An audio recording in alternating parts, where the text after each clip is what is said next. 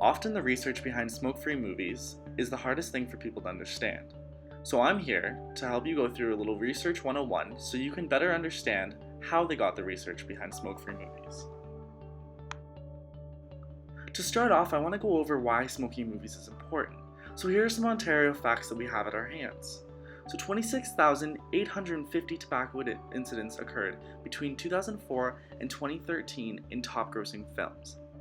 13,241 of current smokers aged 12 to 17 were recruited to smoking from on-screen exposure, and it's estimated that 1/3 of current smokers recruited by on-screen tobacco exposure will die prematurely. Tobacco incidents found in movies youth rated in the US were less than half of that of Ontario, and I'm going to get into that a little bit later. And for the last part, we have a graph here to illustrate it.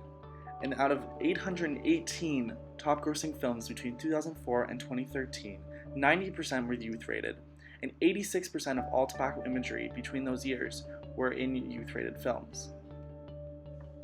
As you can see, the facts are staggering. We can see that there's tons of tobacco imagery in youth-rated films, which is an issue. But how do we know these facts? Well, the smoke-free movies movement was founded by Dr. Stan Glantz from the University of California, San Francisco. Stan discovered the direct relationship between on-screen exposure to smoking and the urge to smoke. He also researched tobacco impressions over 18 years worth of movies. He then took this information and founded the smoke-free movies movement. However, Stan Glantz was not the first one to discover the relationship between on-screen exposure to smoking and youth smoking rates. Dr. Sargent of Dartmouth University in New England discovered the causal relationship between on-screen exposure and smoking rates.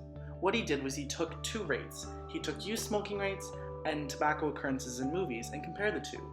He asked youth aged 10 to 14 which movies they've seen and compared it to how many times they've smoked. This graph right here may look a little complicated at first, but to simplify it, on the bottom is the year the movies were released, and on the left was the number of occurrences. And this graph is when they actually asked the children which movies they've seen and compared it to how many have ever tried smoking. So on the bottom is how many times they've been exposed to smoking, and on the left is how many ever tried smoking, and it goes up by 20%.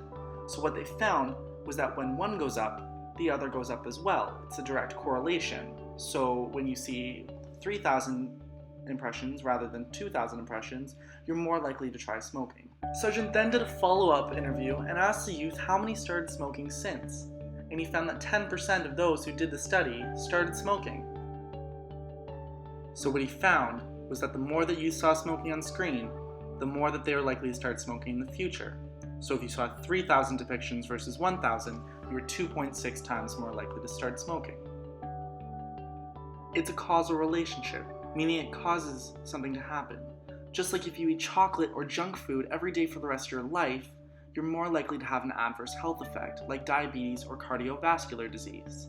It means it's a causal relationship. So this is great. Because of Sargent and him comparing two graphs, we found that there is a causal relationship. So the more that you see smoking on screen, the more likely they are to start smoking in the future. But where's the proof that it actually causes them to have a direct urge to smoke? This is where Dr. Stan Glantz came in. So Stan said, this is great, we have proof of a direct correlation, but do we have the proof of a direct urge? So what Stan did is he took focus groups, and he did this many times, and he took smokers and non-smokers. And what he did was he showed them movies, and he showed them movies with smoking and without smoking. And about halfway during the film, he had a planned technical difficulty, where the people had 15 minutes to do whatever they want while they fixed the screen. And what he found was that those who didn't see smoking would do nothing. But those who did see smoking were more likely to go out for a smoke break, and even those who didn't smoke would join them. Therefore proving that the more that tobacco was on screen and the more that people saw it, the more likely they were to have the urge to smoke, which is a direct relationship. Just like how we're addicted to our cell phones, whenever we hear it ring, we're more likely to pick it up. Or for those of you that are coffee lovers, when you see a Tim Hortons or smell it, you're more likely to buy it. It's a direct relationship. So just to summarize, Dr. Sargent found the causal relationship by analyzing two graphs, so youth smoking rates and on-screen tobacco exposure. And Stan found the direct relationship by showing movies with and without smoking and seeing those who would smoke, showing that there is a direct urge to smoke. All this data is great, But it's all come from the US. We have data from Dartmouth University in New England and California, San Francisco. But how does it relate to Ontario?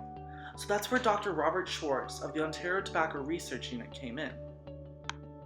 Dr. Robert Schwartz asked for the help of Stan Glantz in how to calculate the tobacco impressions across Ontario.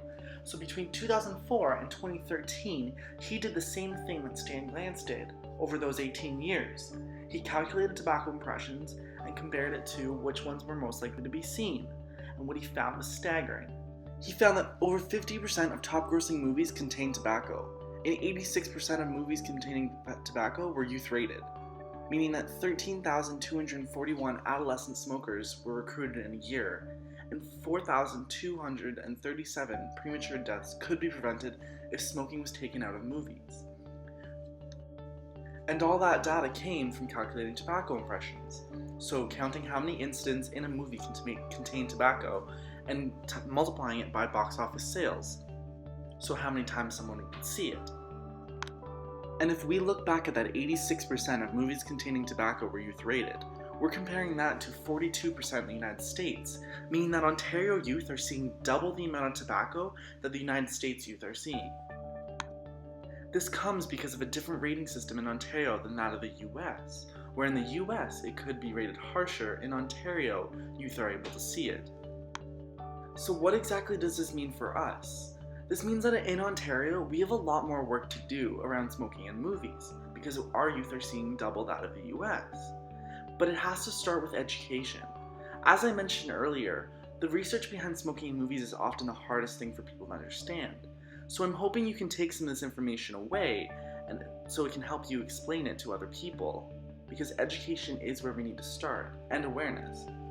So I hope you all enjoyed a little Research 101, and I really hope you all can take away something from this video. Just remember that Dr. Sargent found the causal relationship between on-screen exposure to smoking and youth smoking rates, and Stan Glantz found the direct relationship between the urge to smoke and seeing it on screen. And finally, Dr. Robert Schwartz of the Ontario Tobacco Research Unit applied that knowledge to Ontario. And I guess that's all for Research 101. Thank you.